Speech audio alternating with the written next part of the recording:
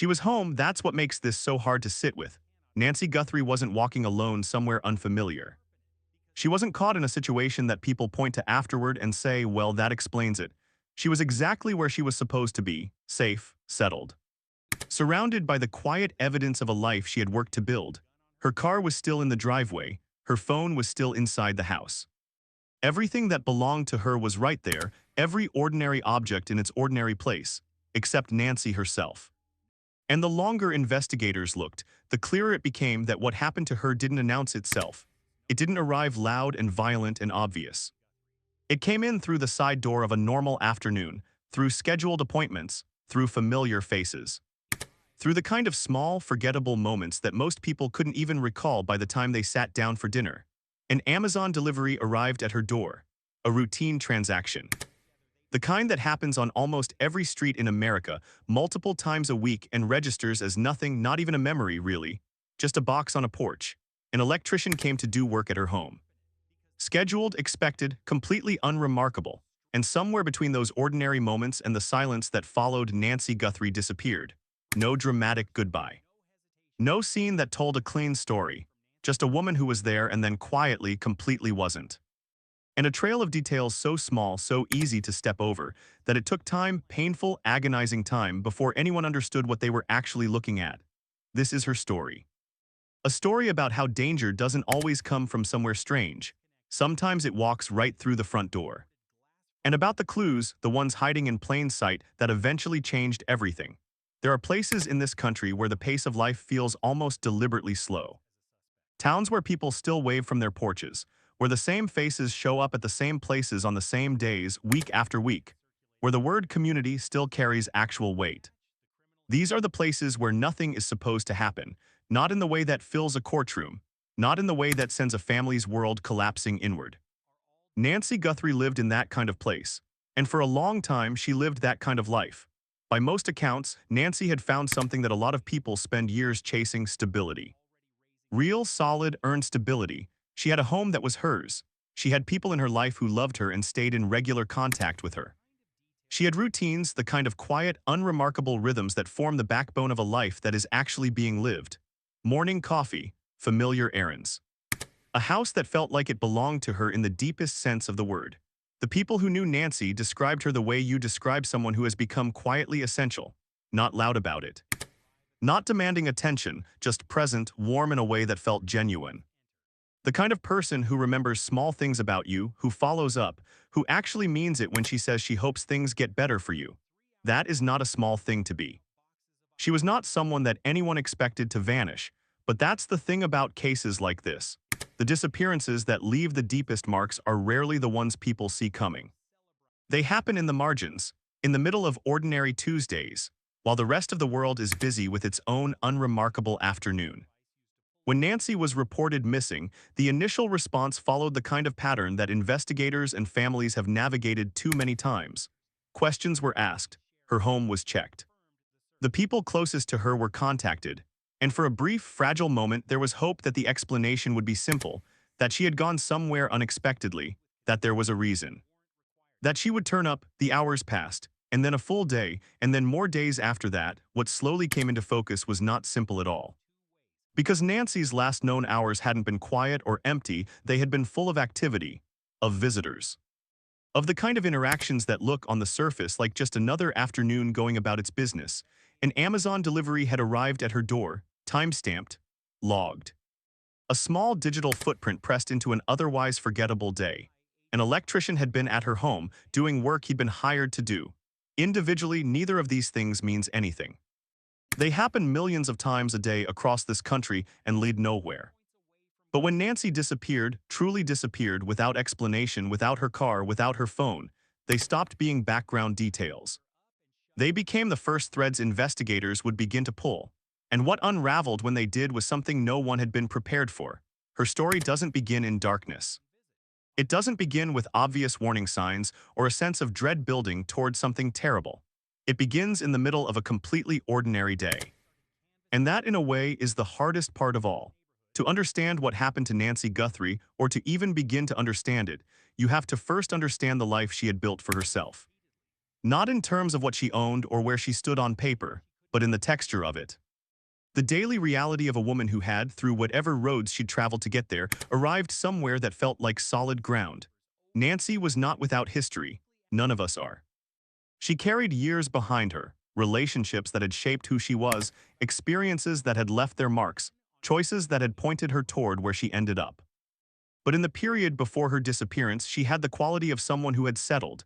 Not given up, not stagnated, settled in the sense of having found her footing, of knowing where she stood. Her home reflected that. People who had spent time there described a space that felt like an extension of her, lived in, comfortable, personal, not a showroom, a real place with real character. The kind of home that communicates something honest about the person who keeps it. Her relationships were close and consistent. Family members checked in regularly. Friends knew her patterns. If something had been wrong, visibly, obviously wrong, the people around her would have noticed. She was not isolated. She was not invisible to the world. She was a person held inside a web of genuine human connection. And by all accounts, she was someone with awareness. Not anxious awareness, not the kind that comes from fear, but the grounded, calm attentiveness of someone who has navigated enough in life to pay attention to it. She noticed things. She was present in her own life. In the days before she disappeared, there was nothing alarming, no reports of distress, no conversations that, in hindsight, sounded like warnings. No moment that the people who loved her later pointed to and said, "That was when we should have known." The approaching days looked identical to the days before them. She had scheduled the electrical work. That detail matters because it speaks to a woman who was planning, who expected to still be in that house next month, next year. You don't schedule maintenance on a home you're thinking of leaving. You do it because you're staying, because you're taking care of what's yours. And yet, looking back, which is always an act of quiet grief in cases like this, some of the people who knew Nancy best would later describe a feeling they hadn't been able to name at the time. Not fear, nothing concrete, just a faint unease that lived somewhere beneath the surface of normal conversation. The kind that doesn't rise to a warning because there's nothing specific to point at. No one acted on it, there was nothing yet to act on. From the outside, Nancy's life in those final days looked like the life of someone who expected it to continue. Regular routines, small plans. The unspoken assumption of more time, which is the assumption that all of us carry with us every day without even knowing it. That assumption is what made the silence when it finally came so unbearably loud. The details of Nancy's last confirmed hours have been examined with the kind of careful, exhausting attention that only a serious investigation generates. Her family has gone over them. Investigators have reconstructed them. People who have followed her case closely have turned each detail over, looking for the thing that makes sense of everything else. And what those details reveal quietly without announcing themselves is something that doesn't sit easily. The Amazon delivery came first. A driver pulled up, left a package, got back in the vehicle. The entire exchange probably lasted less than 60 seconds.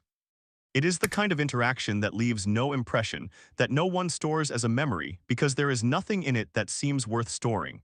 It happens, and then it's already forgotten. But it was logged, time-stamped.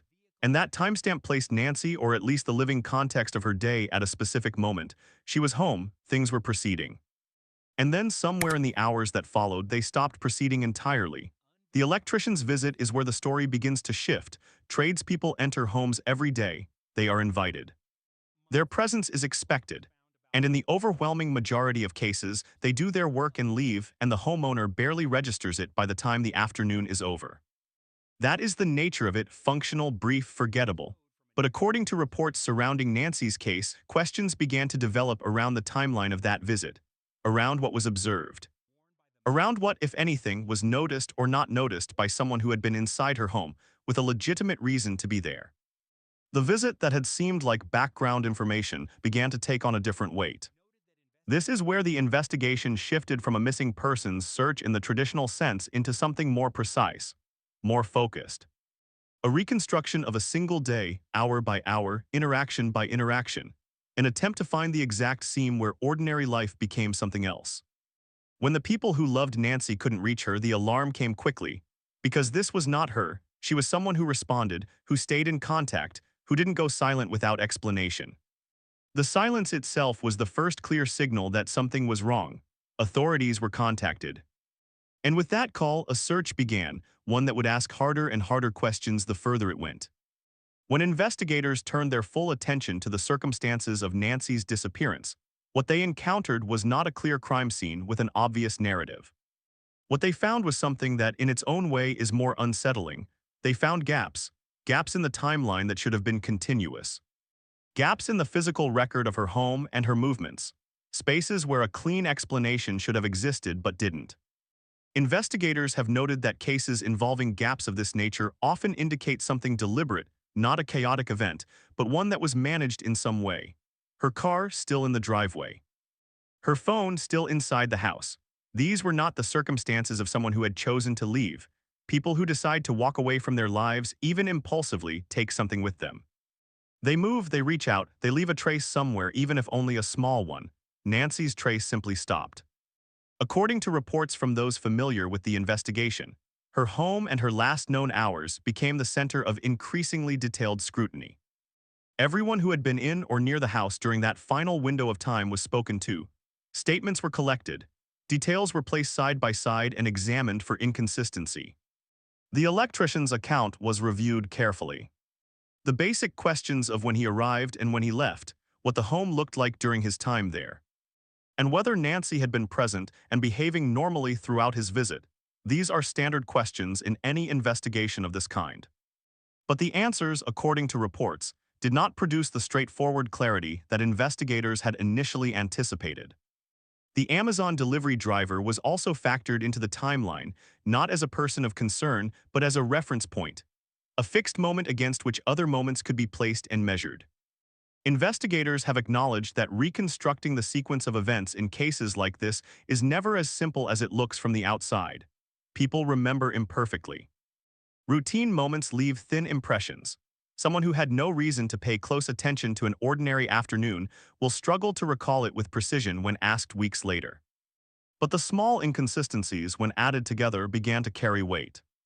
Questions have been raised about whether what happened to Nancy was connected to one or more of the individuals who had access to her home that day. No official conclusion has been reached. But the shape of the investigation, the direction it took, the individuals who received closer attention, began to speak for itself. There are moments in every serious investigation when the nature of the case changes, not because something dramatic happens, but because enough small things accumulate that the people looking at them can no longer interpret them the same way they did before. That moment arrived in Nancy's case. According to reports, investigators identified physical and circumstantial evidence that meaningfully altered the direction of the search. Details that had initially appeared to be minor background information began to reveal themselves as load-bearing. Connections that weren't visible at first, between people, between timelines, between the things that were said and the things that were found, started to become difficult to dismiss.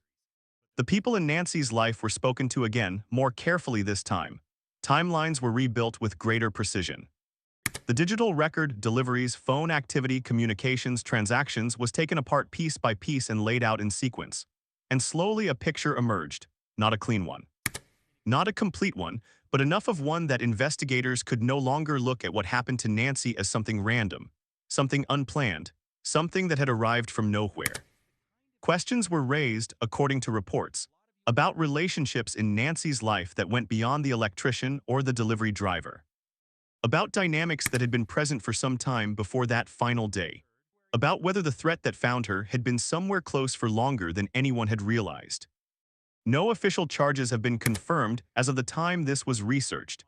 No single definitive account of what happened has been publicly established. But investigators have been reported to be treating the case with the full weight that the evidence gathered demands. In the measured language of law enforcement, that kind of statement carries meaning. For Nancy's family, each new development has brought with it a complicated grief. The early hope, the stubborn, necessary hope that she might still be found alive, has had to exist alongside the growing pressure of what the evidence began to suggest. That is not a position any family should have to occupy, suspended between possibility and the slow accumulation of a truth that hasn't fully arrived yet. It is one of the hardest places a human being can be asked to stand. The deeper investigators looked into the circumstances of Nancy's disappearance, the more they encountered a pattern that, while it does nothing to make it easier, is not entirely unfamiliar to those who work these cases. The danger, it appeared, had not come from a stranger, had not arrived from somewhere outside the boundaries of her known world. According to the emerging shape of the investigation, it had come from inside those boundaries, from someone who knew her, someone who had a reason to be near her. Someone whose presence in her life would not have raised an alarm because it had never needed to before. This is not a comfortable thing to consider. But it is, unfortunately, a pattern that law enforcement and researchers have documented extensively.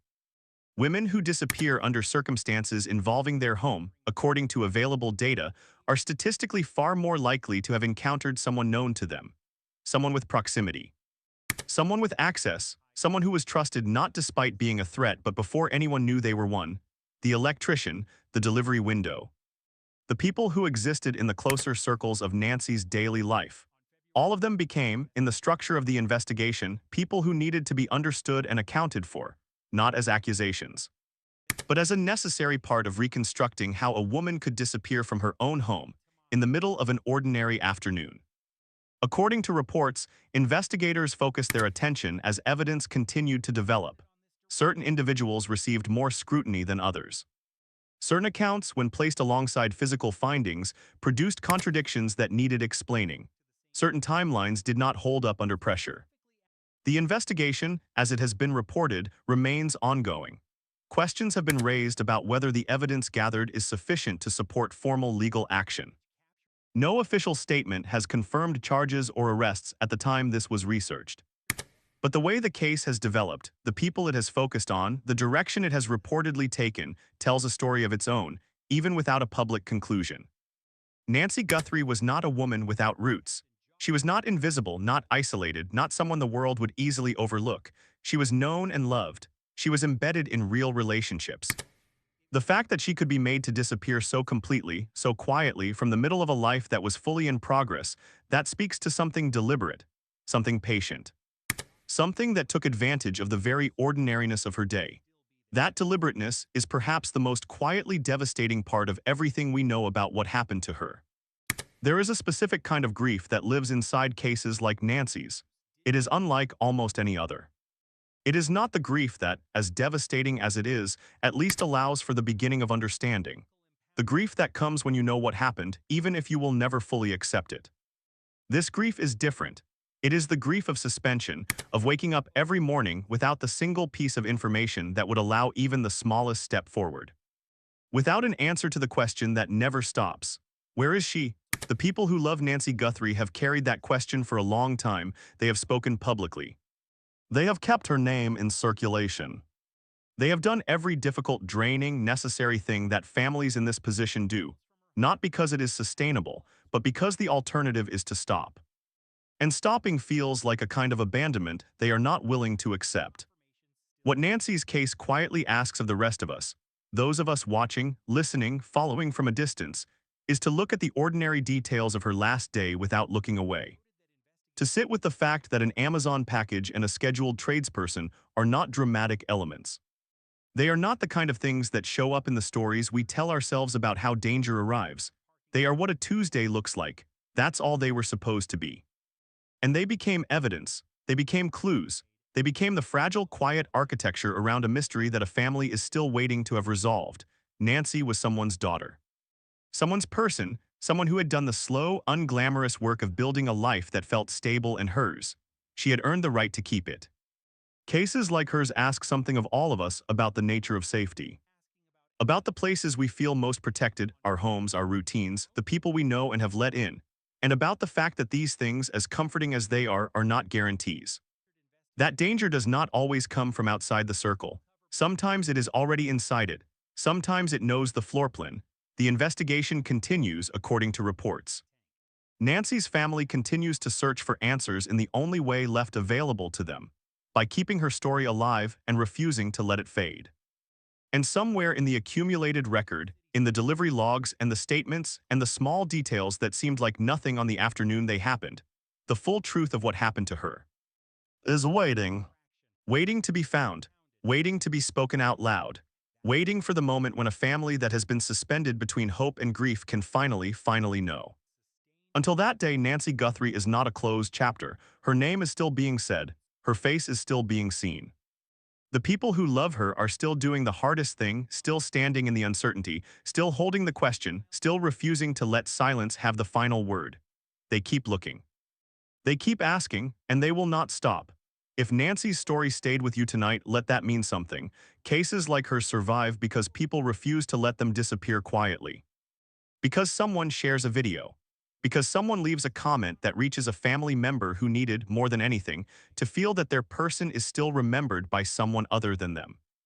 If you know anything about Nancy Guthrie's disappearance, the people working her case need to hear from you. That matters more than anything else you could do. And if this story moved you, if it made you think or feel or look at your own ordinary Tuesday a little differently, consider subscribing. Not for the content, but because every view, every subscriber gives a voice like Nancy's a little more reach. A little more presence in a world that moves very fast and forgets very easily. She deserves to be found. And until she is, she deserves to be remembered.